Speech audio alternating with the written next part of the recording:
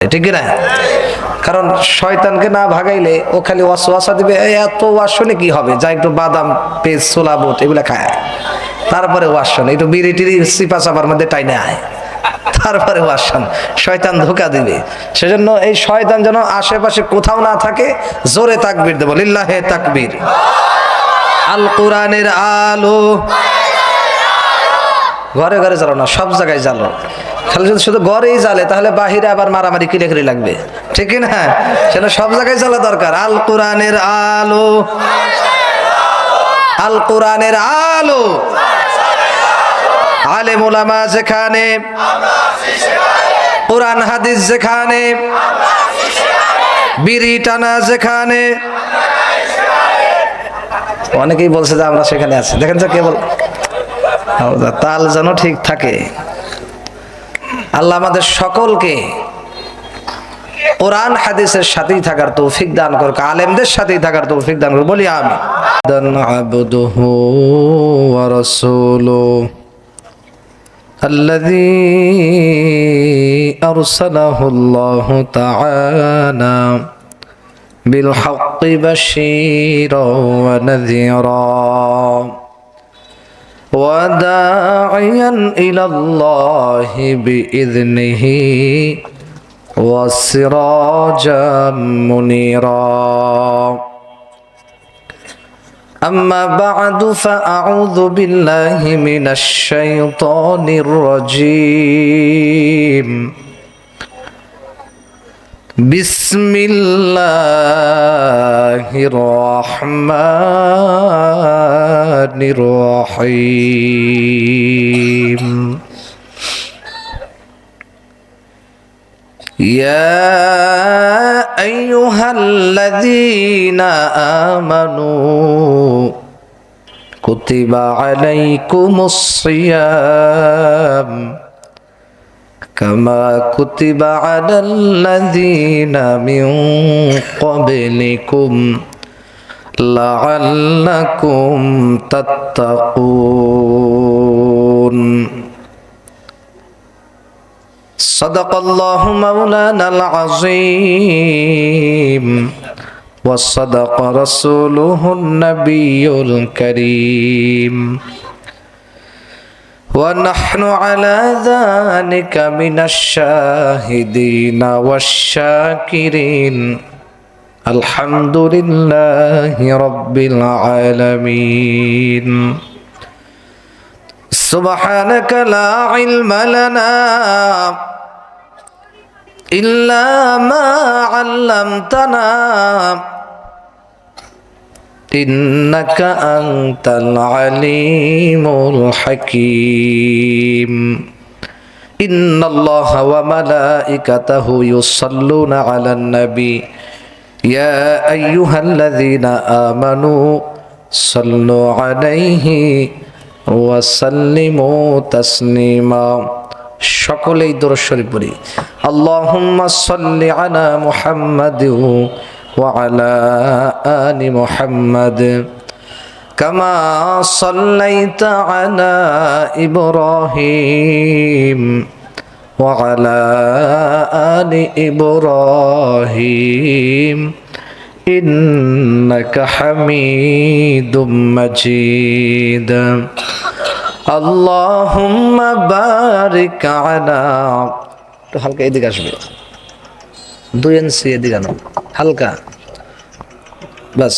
وعلى آل محمد كما باركت على إبراهيم وعلى آل إبراهيم إنك حميد مجيد محبت ذکر کر لا الہ الا اللہ لا الہ الا اللہ محبت সবাই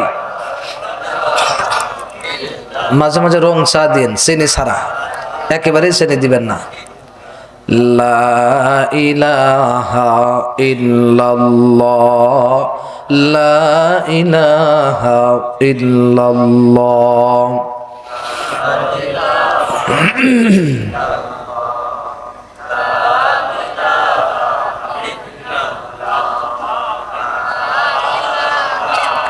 লা ইলাহা ইল্লাল্লাহু মুহাম্মাদুর রাসূলুল্লাহ। একটি বছর পরে আবার একটি বছর পরে, একটি বছর পরে আবার একটি বছর পরে মাহে রমজান এলো সকল মুসলমানের তরে। ঠিক না? একটি বছর পরে আবার একটি বছর পরে, একটি বছর পরে আবার একটি বছর পরে মাহে রমজান এলো সকল মুসলমানের তরে। মাহে রমজান এলো সকল মুসলমানের তরে। আলহামদুলিল্লাহ বলেন। বাইতুল কোরআন কওমি মাদ্রাসা হাফেজ ছাত্রদের দস্তরে ফজিলত উপলক্ষে ৭ম বার্ষিক ওয়াজ মাহফিল ২১শে ফেব্রুয়ারি রোজ শুক্রবার। স্থান লতিফপুর বোরার মার্কেট ২ নং ওয়ার্ড, জাপান মার্কেট সংলগ্ন মাঠ, গাজীপুর মহানগর। আজকের মাহফিলের সম্মানিত প্রধান অতিথি, বিশেষ অতিথিবৃন্দ, মঞ্চে বসা উপবিষ্ট জাতির মাথার মুকুট তাজ, জাতির শ্রেষ্ঠ রাহবার হযরত বুজুর্গ ওলামায়ে কেরাম, আমার সামনে বসা বিভিন্ন ফ্ল্যাটের বিভিন্ন পরিবার থেকে, বিভিন্ন এরিয়া থেকে আগত আল্লাহ পাকের আশিকিন, জাকিরিন, মুহিব্বিন, মুরব্বিয়ানে আযম, কলিজার টুকরা যুবক ভাই, ছোট ছোট ভাইরা। ওই যে কিলাকিলি শুরু করছে, এই কিলাকিলি করে কে? ওখানে আলাদা করেন ওকে, এক জায়গায় বসা যাবে না, কিলাকিলি আবার লাগবে। এই কিলাকিলি কি করছে? ওকে একদম সামনে নিয়ে আসেন। এই তুমি একেবারে সামনে বসবা। আল্লাহকে বুঝ দান করুক, কোন আমিন। পর্দার আড়াল অবস্থানরতা সম্মানিতা মা এবং বোনেরা, আমরা সকলেই মিলে সর্বপ্রথম মালিকের কাছে শুকরিয়া আদায় করছি যে মালিক আমাদেরকে আজকের এই বাইতুল কোরআন কওমি মাদ্রাসার হাফেজ ছাত্রদের দস্তারে ফজিলত উপলক্ষে আজকের এই বিশাল মাহফিলে আমাদেরকে আসবার বসবার জন্য সুযোগ করে দিয়েছেন।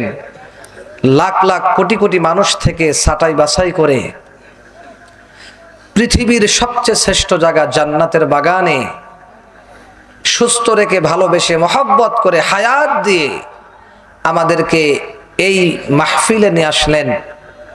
দু একটি কথা আমাকে বলা, আপনাদেরকে শোনার তৌফিক দিলেন।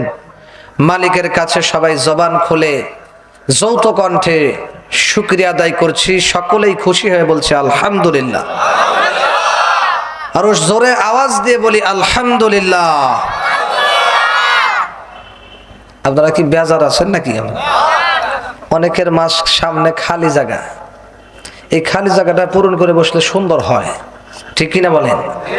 পরবর্তীতে আরো অনেক ভাইয়েরা, মুরব্বী বাবাজিরা আসবে, সেজন্য আমরা খালি জায়গা পূরণ করে বসি। প্রত্যেকটা জিনিসের একটা নিয়ম আছে ভাই, ঠিক না? আপনি নামাজ শুধু নামাজ পড়লেই হবে? মনে করেন ইমাম সাহেব মসজিদে চলে গেল, যায় দেখে এক একজন এক একভাবে, কেউ এক ঠ্যাং পাকিস্তান, এক ঠ্যাং ভারত, বিভিন্নভাবে সিট হয়ে কায়েত হয়ে শুয়ে আছে।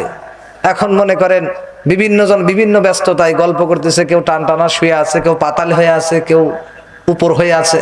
কারণ ইমাম সাহেব যদি খালি বলে এবার দাঁড়িয়ে যান, কাতার সোজা করি, এই অবস্থায় নামাজ হবে? এখন যদি মুসল্লিরা বলে আমি শুয়ে আছি, সমস্যা কি? আমরা যে যেখানে আছি সমস্যা নাই, আমরা যে যেখানে যে অবস্থায় আছে কোনো সমস্যা নেই, আপনি নামাজ শুরু করে দেন, নামাজ হবে? তাহলে কি নিয়ম? কি কাতার সোজা করে এরপরে নামাজ পড়তে হয়। সেজন্য প্রত্যেকটা জিনিসের একটা নিয়ম আছে বাজান। আমরা এটা কোরআনের মাহফিল, দ্বীনের মাহফিল, সেজন্য আমরা সুন্দর করে সারিবদ্ধভাবে কারো সামনে যেন এক বিন্দু পরিমাণ জায়গাও খালি না থাকে, আমরা সামনের দিকে আগায় আসি। আল্লাহ আল্লাহ আল্লাহ জিকিরের সাথে আসেন। এই যে সামনে খালি জায়গা, এখানে আসেন, তাড়াতাড়ি আসেন। আল্লাহ আল্লাহ আল্লাহ।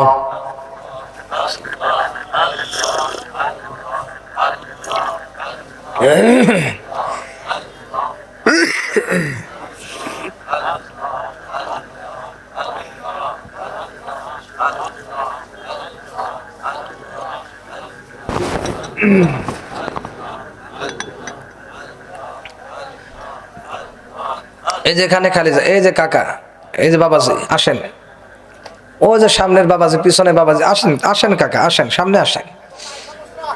আচ্ছা, যার সমস্যা আছে সে থাক, যারা সুস্থ আছি তারা আসি, যাদের প্রবলেম আছে তারা থাকি, সমস্যা নেই। লা ইলাহা ইল্লাল্লাহু মুহাম্মাদুর রাসূলুল্লাহ। আর একটু কি মাইকের ভলিউম বাড়ানো যাবে না?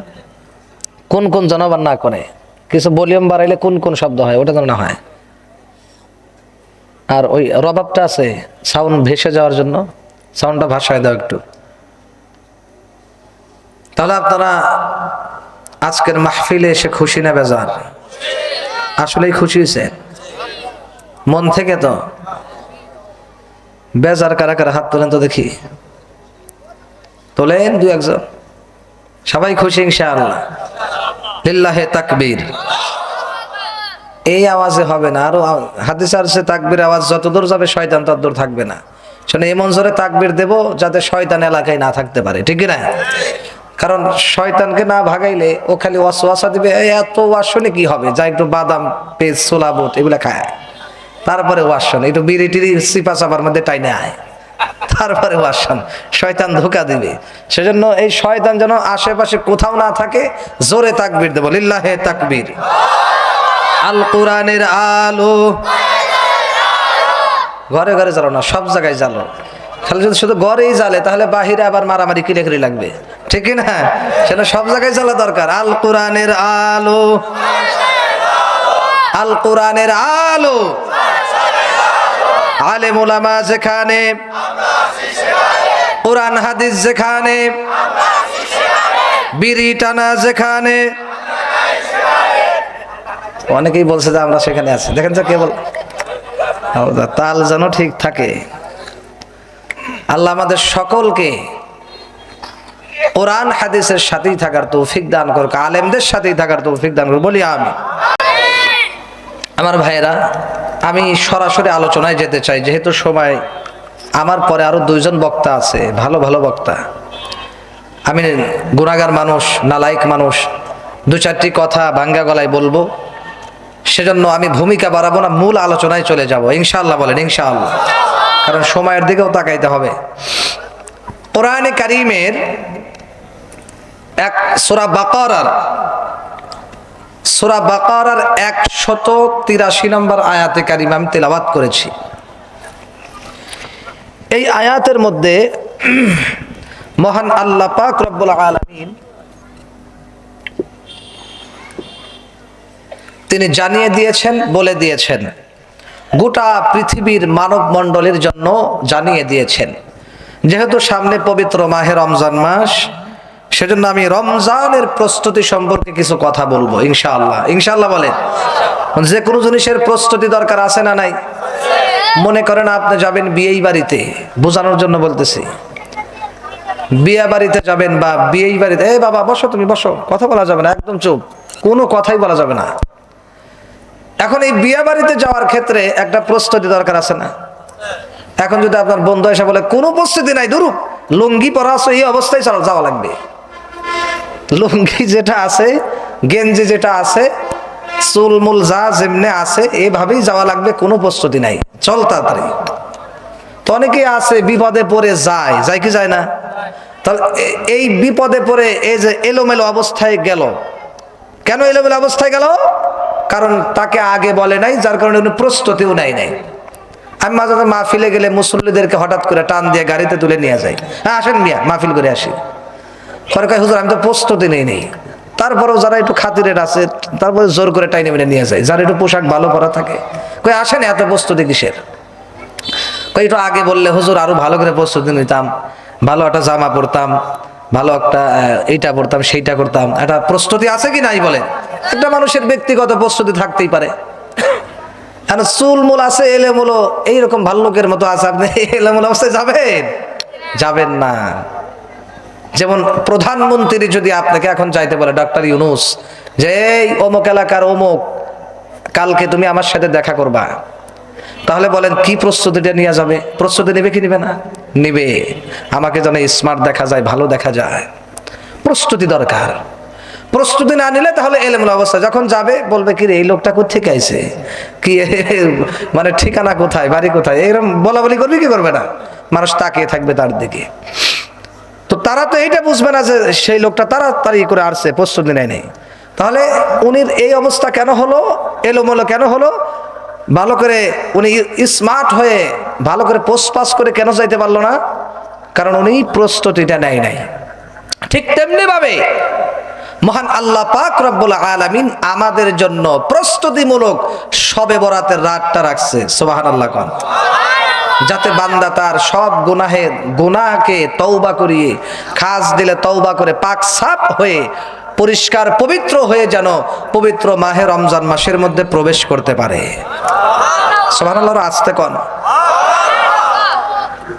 সেজন্য যেহেতু সামনে পবিত্র মাহে রমজান, তাই আমাদের রমজানের প্রস্তুতি উপলক্ষে কিছু কথা বলা এবং শোনা দরকার, আছে না নাই? মনে করেন রোগীর চিকিৎসা হলো ওনার পেটের ব্যথা, মলম লাগাইতে হবে ডান পায়ে, আমি বাম পায়ে লাগানো শুরু করছি, হবে? যখন যেটা সেটাই বলতে হবে। আল্লাহ আমাদের সকলকে ইখলাসের সাথে বলা এবং শোনা, আমল করার তৌফিক দান করুন। তো সূরা বাকারার 183 নম্বর আয়াতে আল্লাহ তাআলা রমজান সম্পর্কে কথা বলেছেন। আল্লাহ পাক কোরআনের মধ্যে বলেন, সূরা বাকারার 183 নম্বর আয়াতের মধ্যে আমার আল্লাহ বলে, এ দুনিয়ার মানুষ গভীর মনোযোগ দিয়ে শোনা লাগবে। আমার আল্লাহ সূরা বাকারার 183 নম্বর আয়াতের মধ্যে বলেন, খুব মনে রাখবেন, 183 183 নম্বর আয়াত সূরা বাকারার খুলে দেখবেন। এই আয়াতের মধ্যে আমার আল্লাহ বলেন, ইয়া আইয়ুহাল্লাযীনা আমানু, হে ঈমানদারেরা, কুতিবা আলাইকুমুস সিয়াম, আমি তোমাদের উপরে রোজার বিধান দিয়ে দিলাম। রোজার বিধান তোমাদের উপরে আমি আল্লাহ জারি করে দিলাম, আমি তোমাদের উপরে রোজা ফরজ করে দিলাম।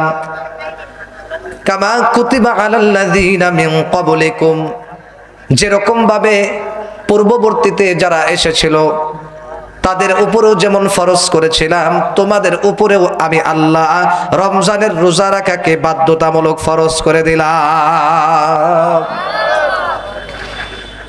সেজন্য আমাদের প্রত্যেকের রমজানের রোজা রাখা দরকার। বলেন তো এই হুকুমটা কার?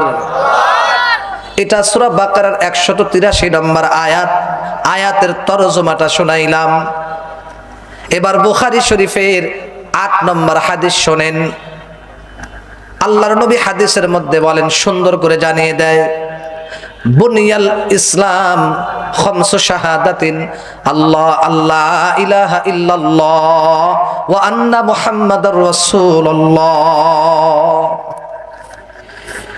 বুখারী শরীফের 8 নম্বর হাদিসের মধ্যে আল্লাহর নবী সুন্দর করে জানিয়ে দেয়, ইসলামের ভিত্তি হচ্ছে 5টি।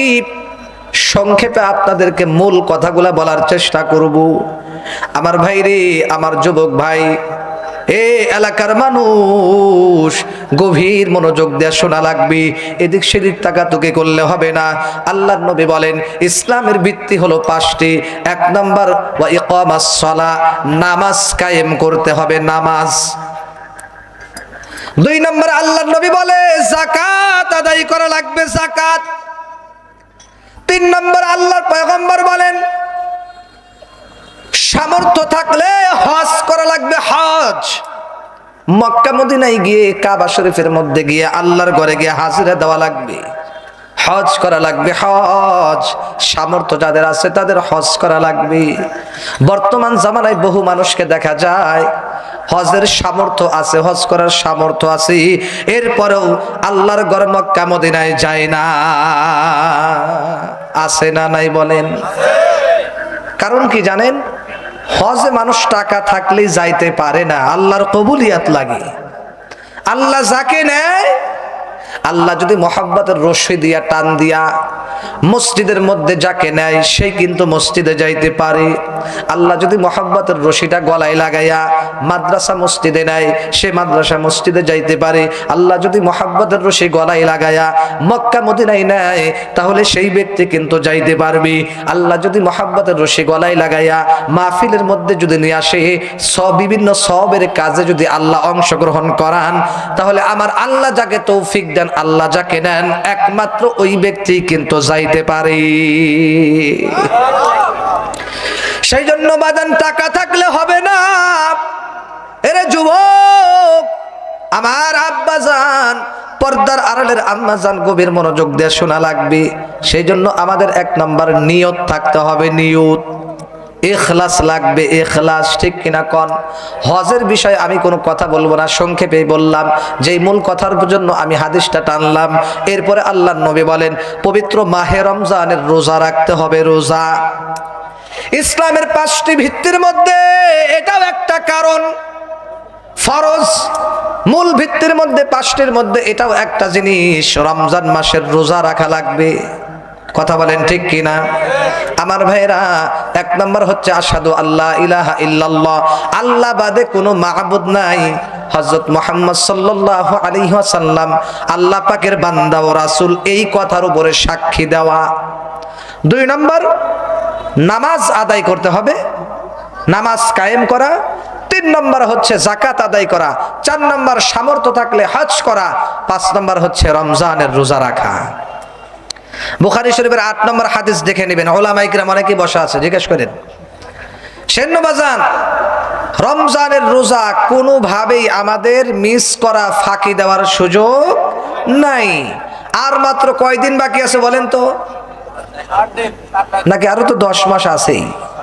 10 মাস না 1 মাস? মাত্র, শুধুমাত্র কেবলমাত্র 6 থেকে 7 দিন, 7 থেকে 8 দিন আছে। ঠিক কিনা বলেন? প্রথম রমজান হয়তো রবিবারের দিন হইতে পারে 2 তারিখে। ঠিক কিনা বলেন? তবে চাঁদের সাথে কথা, নবীজি বলেছেন আহসু হিলালা শাবান আলি রমাদান। তিরমিজি শরীফের হাদিসের মধ্যে আল্লাহর নবী বলেন তোমরা শাবান মাসের তারিখকে, শাবান মাসের তারিখ তোমরা গণনা করে রাখো, শাবান মাসের তারিখ। আর এক হাদিসের মধ্যে আছে আল্লাহর নবী বলেন তোমরা চাঁদ দেখে রোজা রাখা শুরু করো এবং চাঁদ দেখে রোজা রাখা বন্ধ করে দাও। চাঁদ দেখেই রোজা রাখা শুরু করতে হবে, চাঁদ দেখেই বন্ধ করতে হবে। আজকে আমরা বহু মানুষ টেলিভিশন নিয়ে বসে থাকি, কখন চাঁদ উঠবে, কখন চাঁদ উঠবে। আরে ভাই, টেলিভিশনে দেখলে তো আপনি রসুলের হাদিস, আপনার রসুলের যে সুন্নাহ আছে এই সুন্নাহ তো আপনার পালন হবে না। ঠিক কিনা বলেন? বর্তমান মানুষ চাঁদ দেখবি কি? আই রে বাবারে, বিল্ডিং রে ভাই, বিল্ডিং এর চোটে দেখাই যায় না চাঁদ। ঠিক কিনা বলেন? চাঁদ দেখতে চাইলে বহু কুরবানি করতে হয়, পাহাড়ে উঠতে হয়। সেজন্য আমরা ইনশাআল্লাহ চাঁদ আমরা দেখবো, ইনশাআল্লাহ তালাশ করব, খুঁজবো, ইনশাআল্লাহ বলেন। অনেকেই মনে মনে বলতেছে আমার এত ঠেকা পড়েনি, আমি ওই টেলিভিশনে পারলে দেখবো, নাল নাই। এটা ভাবতেছেন নাকি অনেকেই? খবরদার, চাঁদ আমাদের দেখতে হবে, এটা রাসূলুল্লাহর সুন্নাত। আল্লাহ আমাদেরকে এই আমলটা করার সহজে তৌফিক দান করুন, আমিন। মুসলমান ভাইরা আমার গভীর মনোযোগ দিয়ে খেয়াল করবেন, পবিত্র মাহে রমজান মাস আমাদের সামনে, সেজন্য আমাদের সুন্দর করে প্রস্তুতি নেওয়া লাগবে। পবিত্র মাহে রমজান মাস এত দামি মাস, আমার আল্লাহ কিন্তু স্বয়ং নিজেই এই পবিত্র মাহে রমজান মাসকে সম্মান করেছেন। আপনারা বলবেন আল্লাহ পাক কিভাবে পবিত্র মাহে রমজান মাসকে সম্মান কিভাবে করলো? আপনাদেরকে বললেই তারপরে বুঝবেন। হাদিসের মধ্যে আছে আল্লাহর নবী বলেন পবিত্র মাহে রমজানকে আমার আল্লাহ এত সম্মান দিয়েছেন, এত সম্মান দিয়েছেন, যারা আখিরাতের জগতে চলে গেছে, পরকালে চলে গেছে, রমজান মাসকে উপলক্ষ করে আমার আল্লাহ